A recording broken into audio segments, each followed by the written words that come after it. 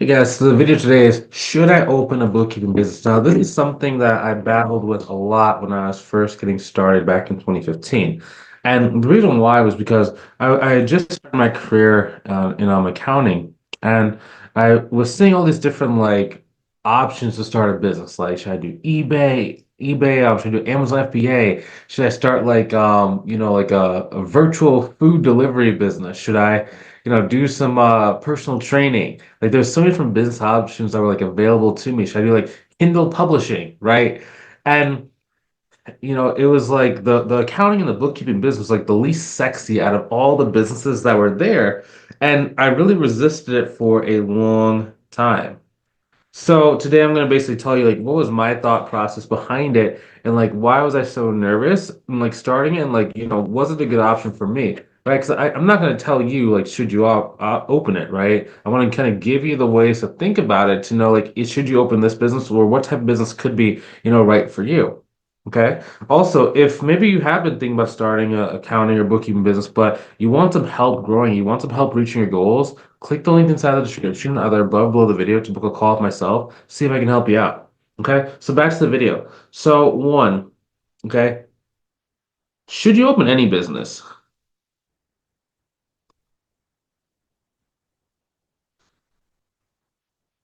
So this is a question I don't think a lot of people ask themselves. There are some people that should maybe not open a business, right? Like if you feel that you need someone to give you like to be if you need a boss.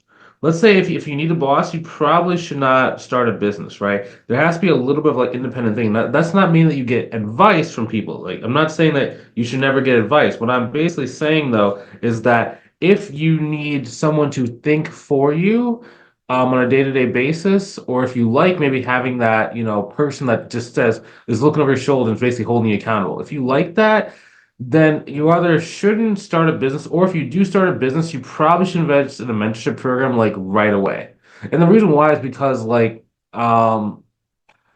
once you have direction, it's very easy to maintain it, right? So, like for me, for example, the reason why I invested in a mentorship program was because, like, it wasn't that I needed someone to tell me what to do, but I liked knowing what I needed to do so I could have a clear expectation of what I had to do. I could be very consistent if I knew what I needed to do consistently, right? So that's why it was like important for me to do that. But first things first, how do you like to think? Do you like to create? Like, what is your thought process when it comes to that? If you need someone to supervise you, either like, stay with your job or get someone who can help you like in a mentorship program. Now, that's one aspect. I personally think that everyone should do a mentorship program of some kind at some stage in their career, especially when it comes to like learning like internet marketing and sales. There's just you just no one comes out fresh out the box knowing how to do sales, how to do marketing. It doesn't exist. Like the only time that someone can maybe start a business and as good as that is if they did it in their corporate job. But even then, they didn't just start out there. They had training from their corporate job, right? So that's the main thing. The next thing is going to be instant gratification.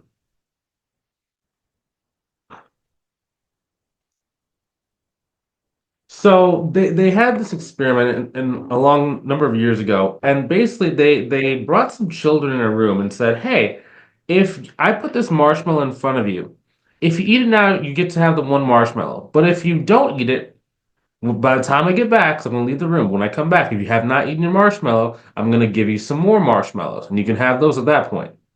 So they basically leave the room, and it looked like, half the people could not, half the babies, they're babies, of course, they're, like, it's half of the babies could not resist eating the marshmallows. The other half was able to resist, and then they ended up getting like more. They started following those people throughout life, and they were showing the people that could like withhold the gratification, not eat the marshmallow until the person got back, generally tended to do better in their life.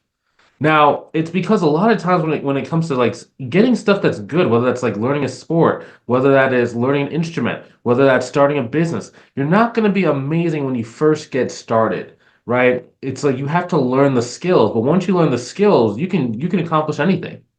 Like you can literally accomplish anything that you want if you can sit inside the pain, learn the skills, and then try your best, right? So that's number one.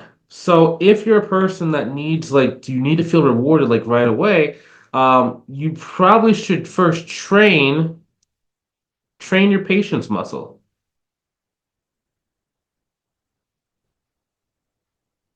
Like that's it. That's all this business model is. Like an accounting business is really just learning how to be patient until your results catch up with your skill sets. That's it. That's it. Okay. Again, it's not necessarily something that you either have or you don't have. There are degrees of this, right? Everyone's going to have their breaking point. Some people can like wait for something to work for 2 years. Some people can wait for it for 10 years, right? But not everyone is built the same. Some people can do it for 10 minutes. So everyone can at least increase where they are, but some people are going to be more gifted at it than others. So just kind of know where you are and like, what is your, ability to kind of like go through pain. The next people, should you do it? Do you want more time? If you want more time in your life, you should start a business. Just plain and simple. In the beginning, yes, your time might go down because you might be working your full-time job and you're gonna be running a business. So yeah, you're gonna have a little bit less time. But it's like again, with the instant gratification, you just give yourself 3 to 6 months, you'll be able to have as much time as you want. That's what it worked for me. That's what worked for the hundreds of other students I've mentored inside of a program. Okay. It's time to spend with your family. It's time to, go on vacation. It's time to spend with whoever you want. If you want to go take some, like, we'll say some art classes, during the middle of the day, you definitely can do that. Maybe you want to go back to school and pursue just doing some legal classes. Like you want to pursue like a law degree, whatever, right? You have the ability to do so because you have your business going. Okay. If you want more freedom, that kind of goes along with time, right? But time is generally like the ability to kind of control your time, but also freedom can be like your location, right? Some people are like free with their time, but they have to be glued to their like, computer. I know people are like they're able to like work remotely, but they can't leave the state.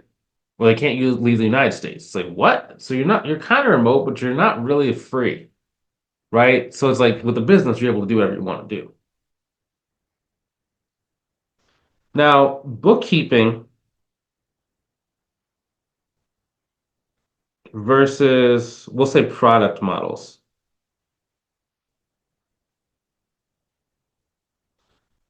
Okay.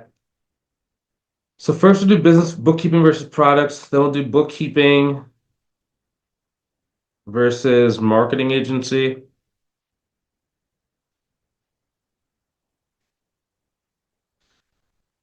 And I'll just like kind of split both.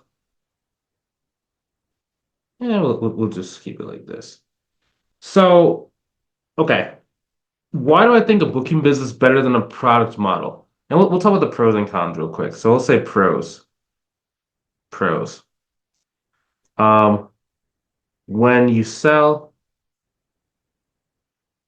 time commitment is zero. Is zero. Okay. So this is one pro of a product business model. So that's like an e-commerce, an Amazon FBA, Shopify, drop shipping, etc. Right? When you sell your one product, okay, you don't have to do any more fulfillment. Once it's like going there, it's like maybe to like handle like a refund dispute here or there, but it's usually zero. Whereas for like a bookkeeping business, like once you do sell the client, you do have to do some client work. So that's one pro that a product model has. For bookkeeping, someone else can spend the time for you.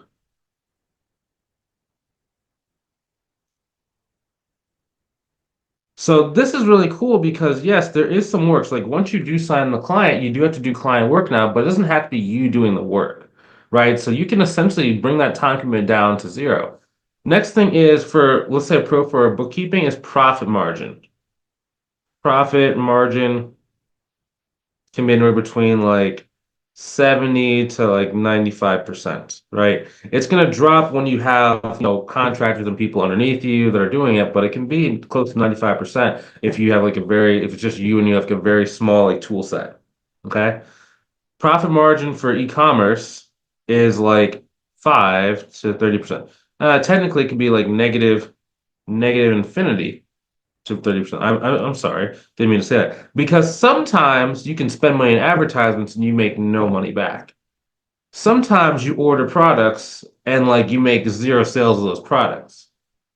Sometimes you do everything right, you sell it, but you're only making 30%. So the profit margins are very shaky. Very shaky. to say the least. I've had it where like I did like a miniature like the minimum order was like we'll say like I'll get rid of this minimum order quantity min order sometimes 100 units. Okay. Drop shipping, of course, is going to get around this because you don't have to like necessarily buy the inventory. But for a lot of e-commerce businesses, like when you do start to kind of like evolve past drop shipping and start building like your own brand with your own like customized products, you're generally going to have to take inventory. So very easy to spend, you know, 8 to 15K with zero sales. Like that's speaking from experience. I've had it where I spent like 8K, 9K, 10K and got zero sales, just $9,000 down the drain. And like, where I'm at now, like if looking back, okay, it was $9,000, wasn't that big of a thing, but at the time, that was everything to me. I was so discouraged, man. I was so discouraged. So yeah, profit margin will be a lot higher. One client pays 6K per year minimum. That's 500 per month. Right? So for us, our clients are generally going to pay us like a minimum of $500 per month. That equals about $6,000 per year. So if you go get 10 people to do that, that's already $60,000 per year.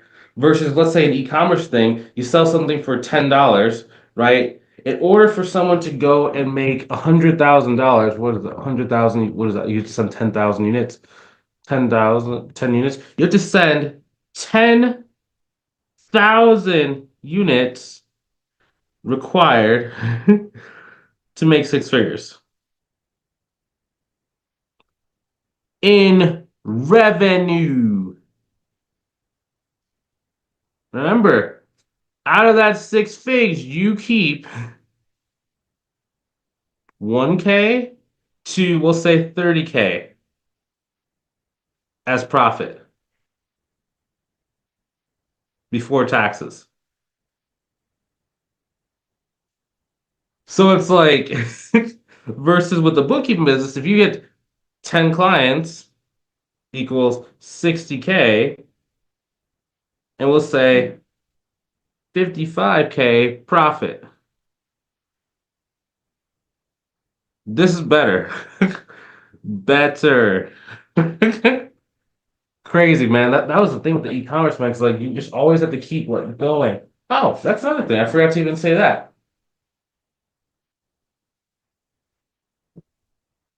Revenue is sticky.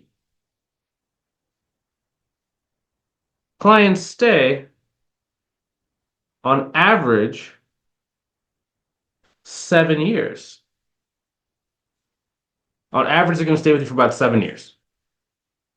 Ecom, ecom, lucky to get two sales from one person. Like lucky.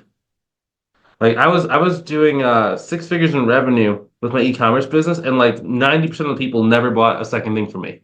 They just bought the first thing and just disappeared. Yeah. Versus this, it's like it's just so sticky, man. When you get to 10K per month, also 10K per 10K turned into 100K because it is recurring. Versus on the product side, 10K equals 10K. You restart at zero every month. Zero every month. Okay, that's a big thing. That's a big thing. That's stressful. This is stressful. Like to be like at zero every single month, and like you have to keep spending on ads. You got to keep like making like every. You have to be good every single month. You have to be on top of marketing every month, day, year, versus bookkeeping. You can stop marketing and still get clients through referrals and get clients through referrals. Think about it, right? That's a great business model. It's like you don't do any more marketing, any more sales, and the people you're already helping want to send more people to you. That's an amazing feeling. An amazing, amazing, amazing feeling. I cannot stress that enough, man. Because you don't really want your business to be a marketing driven business. You want your business to be a results driven business because then all you have to do is just keep giving good results and then keep growing. Versus if you're always doing marketing, you have to keep restarting marketing campaigns. You have to keep changing things inside of a marketing campaign. Versus when you do good work, your marketing can be super, super subpar. Okay, marketing can be very bad due to good work. Marketing for a product-based business has to be great to exceptional to scale because you're just dealing with so much competition, man. Dealing with so much competition. So your marketing has to keep getting better and better and better and better over time versus like for a bookkeeping, it's like, hey, I offer bookkeeping. Do you know what bookkeeping is? Yes. Okay, well, let's see. This is the pricing. If no, I just give you a short spiel about what bookkeeping actually is. And if you have a business, people actually want to do it. Okay. For bookkeeping, clients know they need it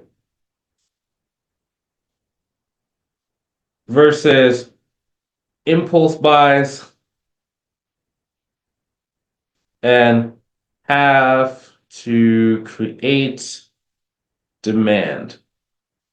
Yeah, so oftentimes, like it's like on some e-commerce, it's like you kind of get like a trendy gadget or a gizmo. You find what works, and then you just like try and scale the thing as high as possible, right?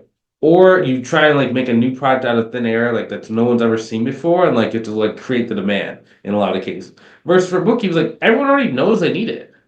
Like everyone has like either an accountant or a tax person or a bookkeeper on staff. Like everyone. And if they don't have a bookkeeper on staff yet, because like they're smaller, they're newer, their CPA or their accountant is generally going to tell them at the end of every single month to go and like work with a bookkeeper. It's very, very interesting, which is one reason why we talk about like building partnerships so that people can refer clients to you. Okay. Next thing, let's talk about this versus a marketing agency. Okay, so the clear winner. Bookkeeping wins over an e-commerce business. Now, Bryce, like you might say, Bryce, you're like impartial, you have bookkeeping business. Remember, I had multiple e-commerce businesses when I first got started. Like that was my first foray into of like marketing stuff was starting an e-commerce business, right? Because I was like, oh, I'm gonna scale. I saw those ads like Amazon FBA, get your stuff inside the warehouse, you're gonna be a millionaire overnight. No. No. I was making like six figures a year on paper, but I was losing 2 grand a month in net profit. So in net profit, I was losing $2,000 to $3,000 every single month for a year, right? So on paper, it looked like I was doing like $10,000, $12,000 a month, but really my net profit was negative 24K. Crazy, right? But again, that's e-commerce for you. Next thing, bookkeeping versus marketing agency. I'm not going to go back over well, we can go over the pros versus cons. Marketing agency, unrealistic client expectations. So some clients expect for you to come and like work magic. Magic.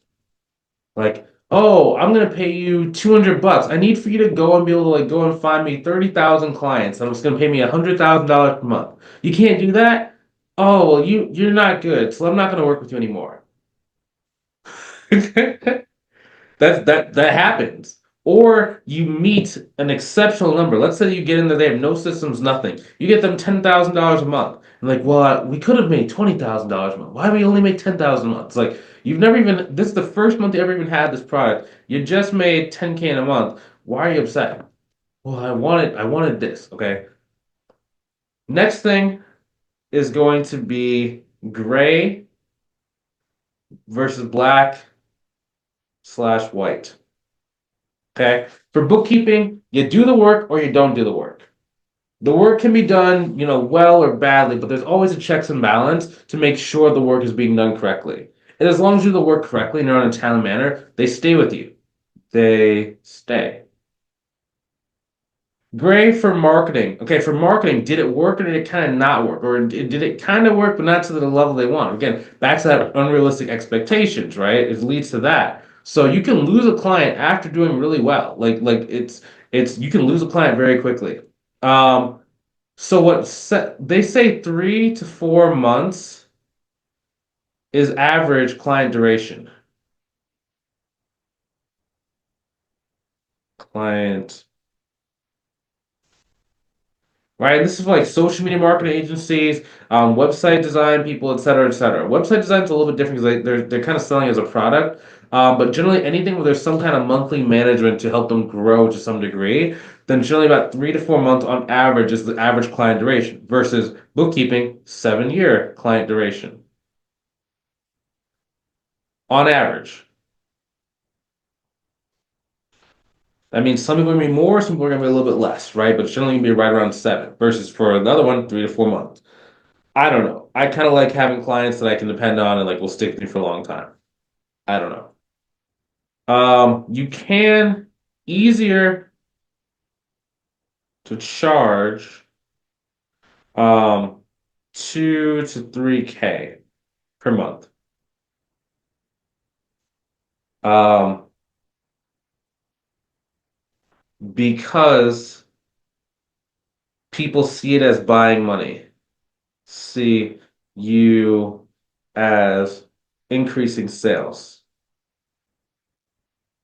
which is a primary focus.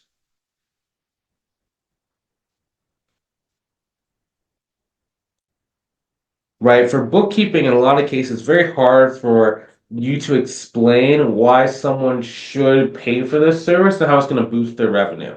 And like most business owners under about 10 million are always focused on like growing, growing, growing, growing, growing, growing, growing. Right? So really, really under 5M, let me see, under 5M, you have to learn to explain value. Right. That's what makes it hard because if you can like explain your value, then business owners are willing to pay you. If you can't explain your value, then it's like it can be hard to get them to pay more than like $500, $600 per month. So it is a lot easier to charge 2,000, 3,000, whatever per month because people see you as increasing their sales, which is their primary focus. So it's just an extension of what they already want to do. Right. So that's the biggest thing. It's like it's a need versus a want. Easier to sell wants than needs. Right? Okay, so everyone like it's easier to sell liposuction than it is to sell work out for 3 years straight, be in pain, wake up early, eat well. Right? Liposuction equals a want. Workout, sleep, diet equals a need. They charge 20K for lipo. Lipo equals 20K. Uh, personal trainer, 200 per month. And even then people start complaining, 200 per month. Big discrepancy, right? But again, it depends on your longevity. Remember, it's like the clients will come, but the clients leave. So depends on if you like a revolving door.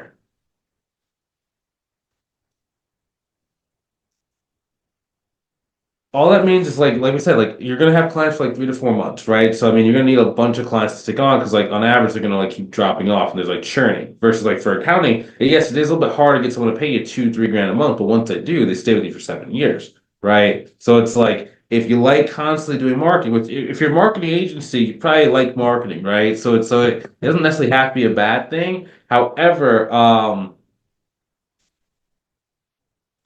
yeah, it's just they're pretty neck and neck. It's just really going to comes down to lifestyle stress. Right? It really is about that revolving door where you're always losing clients and you're always having people basically say, like, oh, this person doesn't do a good enough job. Or, oh, this didn't meet expectations, right? If you can live with that and just don't really care that much about that, then that's cool, right? But if you can, you're like more like, hey, I want to do really good work. I want my clients to like me. I want to get referrals, then bookkeeping is going to win. Okay. Just as simple and as simple as that. But yeah. Like I've had a student on our program. A student was in was had started like a tax business. A tax business is very similar to bookkeeping, and he had been at $40,000 a month. That's 480 grand per year for the last 40 years. He's had some of his clients for 40 years. You're like, Bryce, why is he in a registered program? Well, it's not that he needed to like learn every single thing from scratch. He needed to learn how to price out his bookkeeping services, how to go and get more monthly bookkeeping clients, and how to like start building a team. Because everything he did was like by himself. So he's making like 40 grand a month by himself. Like when I say by himself, it's like him, his wife, and like a virtual assistant. Right. So ultimately, I like an accounting and bookkeeping business. It's just the model of choice for me. Once you kind of have that stability first and you have that freedom in your life, then you can start doing more risky business models like a marketing agency, coaching program, package-based kind of services, et cetera, et cetera. Yeah. So hopefully you learned something new. If you want some help starting this business, like you feel like, hey man, I want to start a bookkeeping business, or hey, I'm already starting a bookkeeping business, but it's just not quite going the way that you wanted. Either way, if you want help going and reaching your goals in the shortest period of time possible, click the link inside the description below. Book a call to see if I can help you out. Okay, book a call.